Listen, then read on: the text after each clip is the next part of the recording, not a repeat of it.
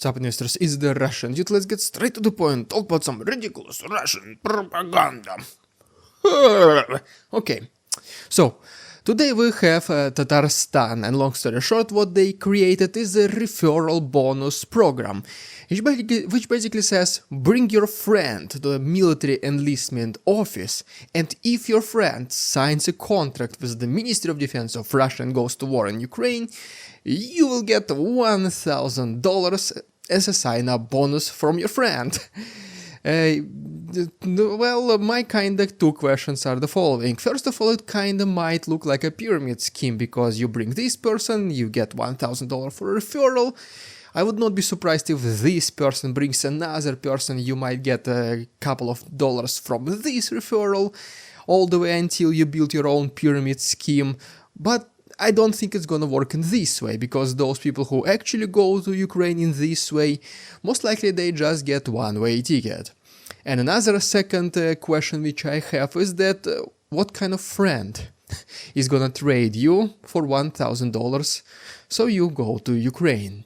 Because yeah, I cannot imagine any of my friends telling me, hey, you by the way, you wanna go to Ukraine, because I mean, why not, nice country and all this kind of stuff, this program is not created for friends, period. Let me ask you guys a question. Do you watch Euro 2024 or Copa America, soccer, or I would even better say football tournaments? For obvious reasons, Russia is not participating, so the team I am cheering for is Germany. Russia and Germany, we have very strong love-hate relationship.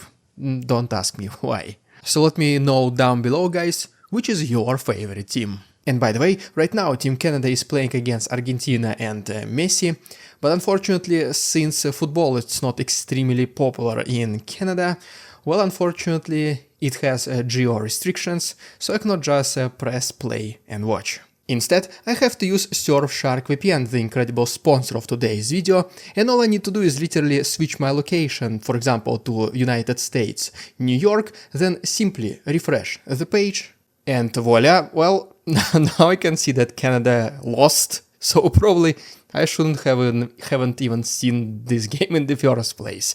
Well, it is what it is. Another benefit of Surfshark VPN is that it adds an extra layer of security whenever you're using, for example, a public Wi-Fi. For example, personally, I don't remember the last time I connected to McDonald's, Starbucks, or even airport Wi-Fi without turning on my VPN first. Besides that, Surfshark VPN offers an antivirus, their own search engine, which leaves no trace online and alerts whenever your personal data gets leaked online. And only for $1 extra per month, you can bundle everything I just mentioned together in the so-called subscription called Surfshark One. And since I partnered with Surfshark VPN for today's video, I was able to get you guys an awesome offer. You will be able to secure your privacy with Surfshark VPN, and also by using my code RussianDude during checkout, you will get 4 months extra. That's like a third of the entire year for free. And no worries, there is no risk in trying Surfshark VPN, because they do offer 30 days money-back guarantee. Just please make sure to use my code RussianDude and use the link down below. Thank you so much once again, Surfshark VPN, for sponsoring this video. Now back to the program. Right, now let me give you a quick update from the eastern front lines and Moscow literally being on fire.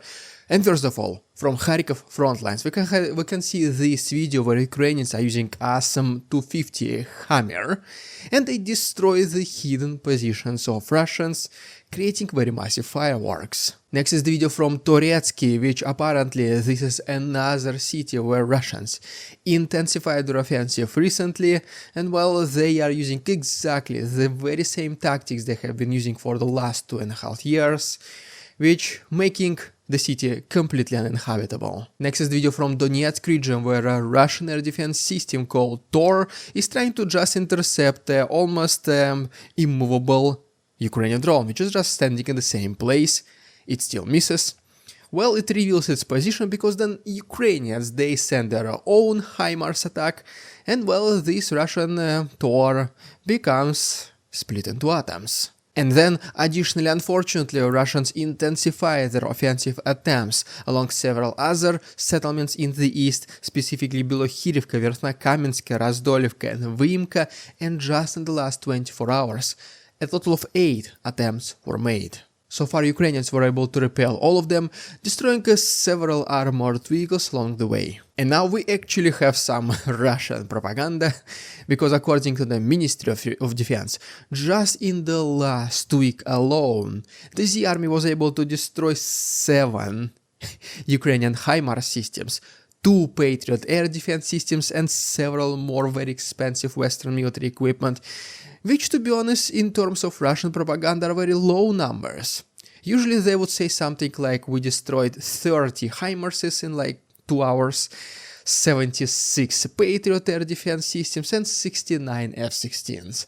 These are more trustworthy numbers. In Mariupol, according to local residents, some very loud noises happened last day, and then we already have the satellite images which show the comparison before and after, and apparently a Russian S-300 was destroyed. But most importantly is that the capital of Russia, Moscow, not for the very first time, not for the last time, was attacked by Ukrainian drones.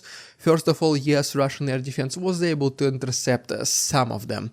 But then, as you can see, some very big sources of fire still appeared within Moscow center. But of course, it is in no way related to Ukrainians, once again according to Russian propaganda. Just probably somebody as always was smoking in inappropriate places. And ultimately, Russian Sukhoi Superjet, which is basically their analog equivalent of Boeings and Airbuses, well, apparently it did, according to what Russians used to say, a hard landing. You already know exactly what it means.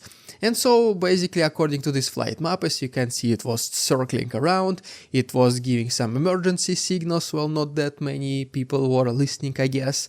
And the interesting thing about this incident is that right before the flight, they undergo a maintenance. And the maintenance showed that, guys, don't worry, you can fly, everything is normal, just for 2 engines mid-flight to stop working. And speaking more about the aircrafts, recently, one of the Russian pilots, he was like, no guys, I cannot handle it anymore. Specifically what I'm referring to is the attack of Russians against Kiev, which happened a couple of days ago, and one of the targets was the hospital. And so long story short, this Z pilot came clean, he contacted Ukrainian authorities, Ukrainian security services, and he said, I can no longer continue with this Z army. Here are the classified documents which I had access to, and it contains all the names of all the units, squadrons of people I was working with, all the other pilots. Majority of them were involved in this mass attack against Ukraine several days ago. So that now for Ukraine it will be much easier to establish the ones truly responsible and eventually punish them. A total of more than 30 commanders within Russian bombers division were identified thanks to these documents presented by the Russian pilot. This pilot is from Russia's 22nd Heavy Bomber Aviation Division, military unit number 069887, and is based on Engels airfield. And Engels is located on the territory of Russia, once again confirming the fact that the West needs to lift its restrictions for Ukraine not to be able to attack distant targets inside Russian territory, because otherwise things like this, attacks against Ukrainian civilian neighborhoods, will continue. But wait, there is more. At this point, it is not because of these leaked documents, no, Russians themselves. They revealed potentially their next major attack, which they are preparing most likely as we speak.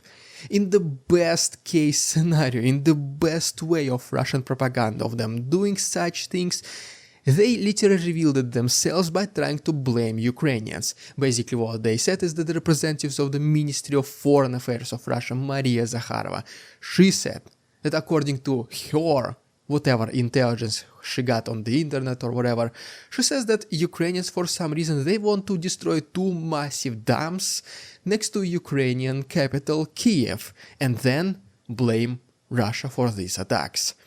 Just think about it, how much sense it makes for Ukrainians to destroy dams around Kiev and literally flood their own capital, just so they can blame Russians, while millions of Kiev residents will be knee-deep inside water. Once again, just to blame Russians? This absolutely do not make sense. The only thing it makes sense is that Russians once again revealed most likely their future plans. It is them who want to do this and blame Ukrainians, who will be blaming Russians for doing this.